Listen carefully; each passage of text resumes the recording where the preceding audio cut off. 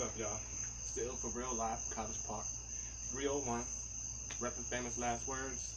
Tazo couldn't be here, not feeling well, so do a little promo. Gonna call this Parlay with the theIll4real. So basically, we just wanted to tell y'all about a few of the projects we got going on, some things that we got that's in the works, things that'll be dropping soon. First and foremost, I got a single, Dippin', that's coming out with my man Drury.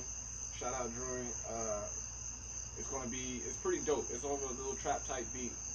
Not a trap song, because you know me, but should be a banger. It's called Dippin'. It should be out soon.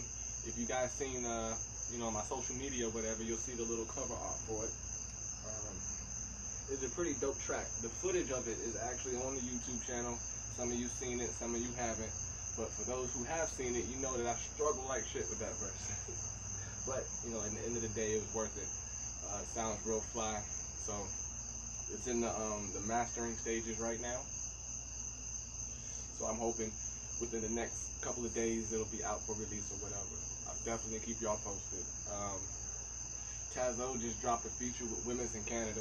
Jones Dope. It's called New Enigma.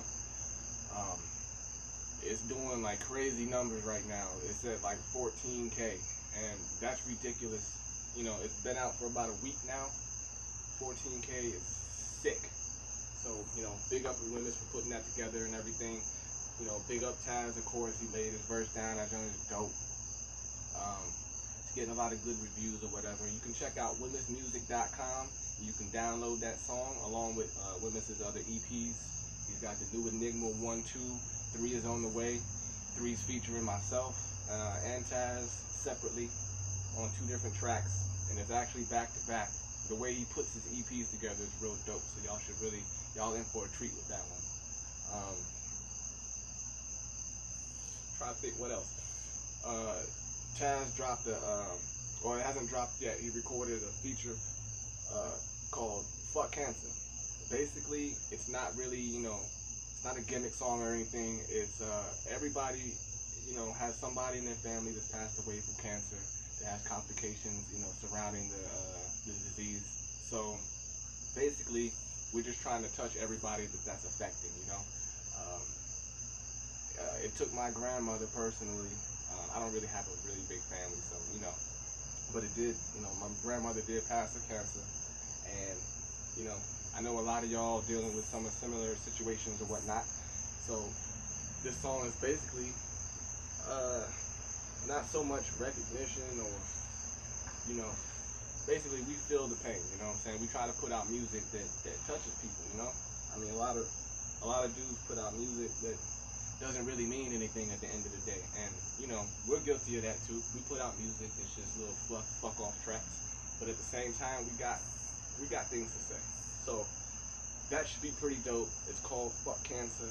It'll be out probably at the end of the month, I would say. It's out of our hands, of course, because it's not our song. But big up Drury on that. I got a few tracks sitting over there. Drury, you watching this? I know you up there. Big Dirty got his fingers working. 2 tracks, at least that I know of, or that I can remember, that we got that's floating around over there. So that should be released pretty soon. Speaking of Winnis, he's putting out a lyric video for the feature that I did called Before I Go. A lot of y'all heard that, I know. He's near completion on that. I'm sure he'll probably release it either at the end of this week or over the weekend. So yeah, I'm real excited about that. That should be pretty dope, because the song itself is one of my personal favorites. Big up Winnis, man. He's a talented guy. Let's see what else we got going on. Gas Worldwide. To everybody that's been hearing about me ranting and raving over this last year about Gas Worldwide, I've been putting it off. It's not my decision. I'm trying to get the best product that I can for y'all. I got to get 8 different persons from around the world to represent, on this track, and that's not easy. I can't even get people that's local to hop on stuff. So, as it is right now, I probably have, I think, 1 more verse I'm waiting for that should be here pretty soon. And my verse, I personally have not even written my verse yet. Haven't even thought about it. I wanted to wait till I got all y'all's back so that I can, you know, do something that will complement it and be a nice little wrap up to what we've been doing and everything. Shout out to my Gas Worldwide family, you know, Sarah Maxwell, Don Mackey, what's his name? Massive Sir Pit, Ryan Juni. Y'all gonna hate me for this. I'm drawing a mind blank. You know, Wimmis is on the joint. Tazo, I'm gonna be on there. I know I'm missing somebody. They gonna hate me forever for it. I think that might be it. My bad if I forgot anybody though. There's a lot of people on that joint. So what else we got going on? The LP, you know, always been saying that's coming out, and it is coming out. There's a lot of things that go on behind the scenes that y'all not really privy to. Cause I don't put all that out there, you know. Cause I can rant and rave about all the silly stuff that happens when I'm trying to put this together, or all the different characters that I run into. But I mean, I'm sure y'all don't want to hear about that. Y'all want to hear music, so that's my main focus right now. Trying to get the music out to y'all. So the art first, the LP is coming out. Famous Last Word will make some noise by the end of this year. And right now, I mean, I got 3/4 of the album back, and it's a pretty nice compilation. So we've actually released, pre-released to local news. I don't know if you peeped that on the YouTube. It's also available on the Google Play. When I say pre-release, it's the beat that we're using, it's the verses that me and Taz are using, but there's going to be a feature on it. But the version with just me and him on it is available for y'all to check out. That will be on the EP, or excuse me, the LP. So it's pretty dope. If you're from the area, you'll really love it. If not, you can learn about why you should love it. What else we got? We got a lot of things popping on the Google Play account. A lot of the features and stuff that you guys have been seeing us put out, you can also check out on there. So you can download it to your phone whenever you know want to hear it. You don't have to be hooked up to data, Wi-Fi, none of that. It'll already be ready for you. There's a song on the FL Dub Drops that's on the Google Play as well. Both EPs are both of the EPs are 6 tracks long. There's a few tracks on the FL Dub Drops joint that y'all not gonna be able to find nowhere else because I put them on there as a bonus for you. One is an alternate version of something, and one is an old freestyle that me and Taz did a long time ago. And the reason I put it on there is because I didn't want to pull my hair out when I heard it, so I figured that's good enough. You know, that was a litmus test for me to put it out there for y'all. You know, but it's something for the fans, because I know a lot of y'all been following us from the beginning. Some of y'all been following us before that, and I know, you know, y'all want to see that back stuff, like how we got to where we are. You know what I'm saying? You know, we didn't just hop up and start making songs or whatnot. That's not how it happened. I mean, we've been doing this together for a long time, at least 6 years. Not on the serious tip, but you know, on my homie type shit. You know. So, well, if you checked out the SoundCloud, we got our SoundClouds up. You can Google my name, theIll4real, and you'll find pretty much anything that's related to us. We got our YouTube music page. That's got a lot of stuff on it, a lot of content, clips, just random bars. We got studio sessions, full sessions up there for y'all to check out. So if you really like a song, you can check that studio session playlist, and you might be able to find a song you like, and you can see us recorded from top to bottom.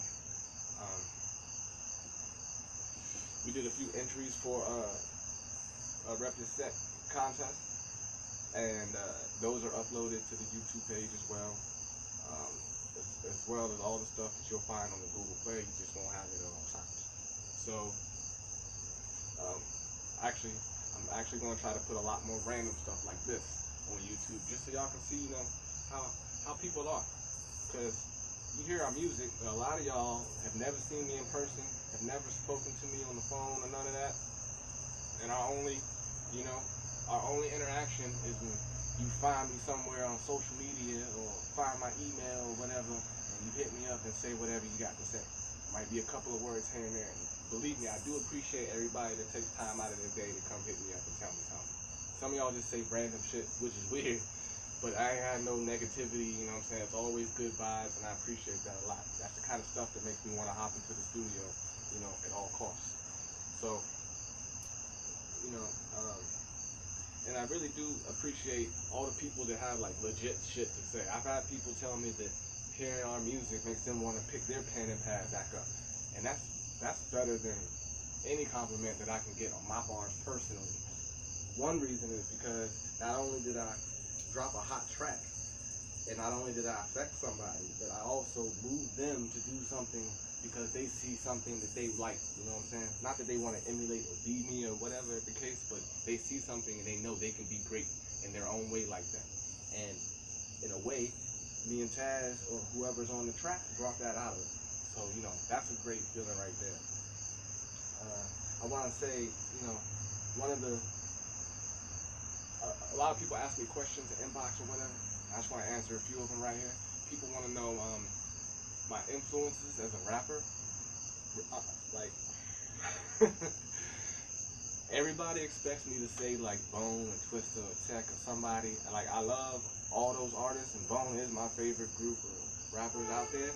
But when I sit down, I don't really have an influence as far as my style, because one, I don't even think that I really have a style, because I can MC a track or I can rap fast or whatever. So it's not like I'm going in there and being a certain way. But like, as far as influences, I will say Bone, because when they hop on a beat, it almost sounds like their vocals are part of the beat. You know, they're in tune with the rhythm that's being played in the headphones. And I really admire that, because they actually taken a lot of what I like in music, because I grew up on the Motown, classic rock type stuff, you know, and all their vocals were instruments. Like, if you hear the Beatles play, or, you know, if you hear Michael Jackson or any of those, you know, Smokey Robinson, their voices were instruments.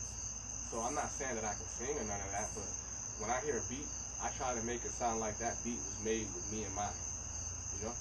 I want to make it sound like I rapped and then somebody made a beat to fit my verse. Like, I want it to be a perfect marriage, because that's what's going to sound good when the track's done. So, but you know, as far as influences, like I said, I can't really say that I really have any real influences as far as my music is concerned. It just kind of happens, you know. And I think it should be organic like that. People like to know what my least favorite part of the recording process is, because they were able to, you know, they could go on to YouTube and look at me and Taz recording from top to bottom, meaning from when the engineer gets the beat to when I say, okay, I'm fine with that, and I walk out. So people be like, well, what's your least favorite part about recording? Well, honestly, for me, it's actually getting in there and because once somebody throws you a beat, you can write your verse, you know, and you can even think of some places to ad-lib or whatever, maybe some gaps that you want to do some certain technique or whatever you do. But once you go into the actual booth and the beat drops and you've laid your first layer, and maybe you laid a dub, now you actually have to make the rest of the song. Meaning, you can't just put your words on the beat and have that be it. You gotta ad-lib, you gotta accent certain parts, you gotta know when to take all your breaths. So I think for me, the worst part about actual recording processes got to be when you're going in there and you be like, yeah, I'm gonna do it like this, and then, you know, 3 takes later, you knock your first layer out, and then the engineer be like, so what you want to do now? And then that it hits you, you be like, fuck, I don't know. You don't say that, you try to make some shit up, but then like a lot of the ad-libs and all that shit that you hear in the background, a lot of that shit's spur of the moment type, you know? I wish I could sit down and plan that, but it all goes out the window when you go into the booth, and that's the part that I least like about recording. I don't want to say that I don't like recording, because that's not true. Like, I love the actual process as a whole, and I love making stuff that I know people are going to mess with in there. You know? It's all worth it to me. People also want to know what my favorite song that I've done is, because everybody's got their favorite bar or their favorite song or whatever. So, my favorite song, honestly, I got 2. But if I had to pick one, I would say the feature I did with Wimmis. Because I feel as though that beat the lyrics, the structure of the song, everything was like perfect. And I nitpick a lot on my own stuff because it's me. I'm like my own worst critic. So I'm able to listen to that song without any kind of, regrets or, oh, I wish I had that bar back, or I wish I could say this, or I wish I would have said some extra stuff. I think just as it is, that song is perfect to me. So Before I Go is probably my favorite. The one that it was tied with was Gas Part 2.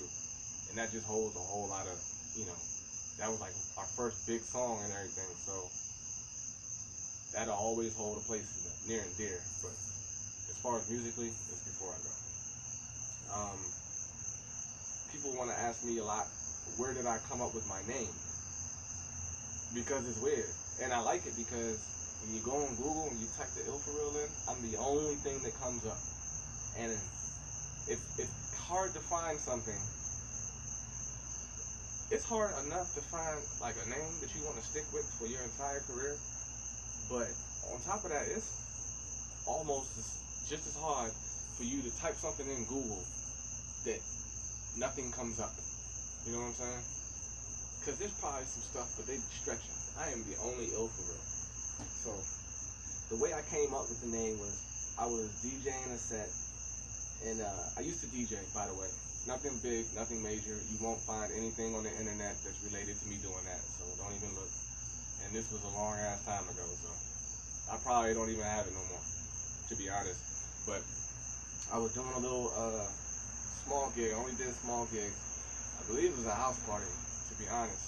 And at the end of the set, I used to screw and chop live. And this was at a time where like nobody really heard that shit, at least where I'm from. Like it was big down south already, but on the East Coast, motherfuckers was like, what's going on? So I DJ'd my set, whatever, and then everything was shutting down. I screwed and chopped the song to close everything out. And at the end of it, somebody came up to me and they were like, yo, and he was saying all this, praising what I was doing or whatever, but he said that stuff at the end, that shit was ill, like, for real. And when he said that, nothing clicked. And I think it might have been later that night, I was just bullshitting, parlaying or whatever, and I just played that moment back in my head, and when I played the moment he said shit was ill for real, I was like, damn.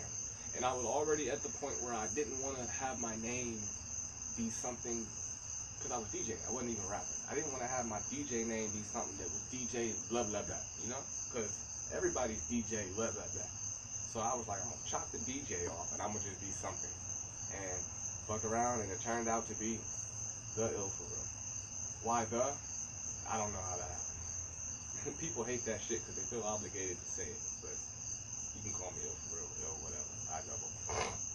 So that's that. And I want to get one more thing before I get up out of here.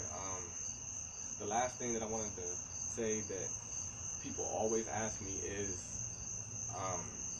do I try to outshine people when I'm on a track? Intentionally. Like, is that my intent?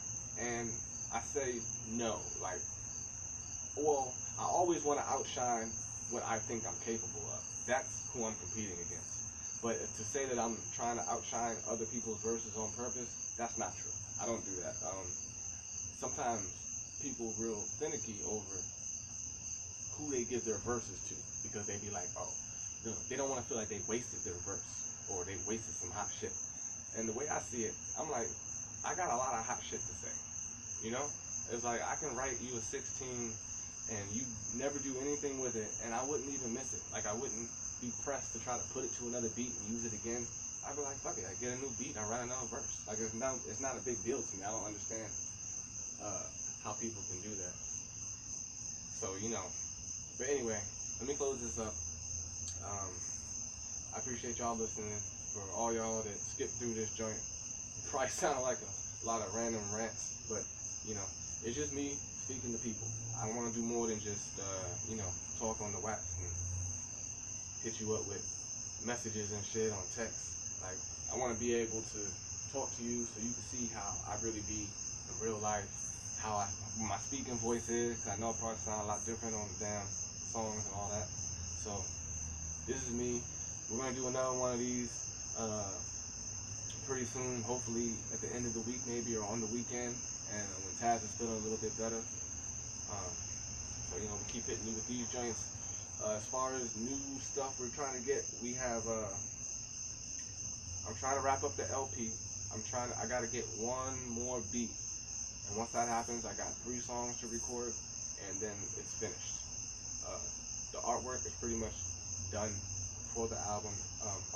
So let me just run this down real quick. It's going to be released 2 ways once it's finished. I'm going to release it as a hard copy, which will be limited just in case, everybody wants to do it digitally. But I'm going to have a hard copy and the digital copy. Don't have iTunes access yet, but eventually I will. But it'll be sold on Google Play. Yes, I said sold. Everything else is free, but the album official is going to be sold. It's going to be like $6, $7, and then the hard copy is going to be like $8 to $10. And if I have to ship it, then we'll work through the price or whatever. Cause I know a lot of people want to want it overseas, so we'll have to work that out. See what I can do. But the hard copy will probably have more songs than the digital copy. It's going to have a hard, case or whatever. It's going to have the booklet, multi-page booklet, all that stuff. So you're going to get, and it'll be signed, of course. So there's going to be a few perks to getting the hard copy. And some of y'all like having the CDs, you know what I'm saying? I do. I'm one of those people because I'm old school. Like if I buy a movie online, if I really fuck with the movie, I'll even get the hard copy, the DVD or whatever, or the Blu-ray, and just to add it to the collection. Might not even crack the seal on that joint just because I got the digital, but just to have it there. But it's all up to you. So we're going to have that 2 ways. That's pretty much it. I am the Ill4real, representing Famous Last Words.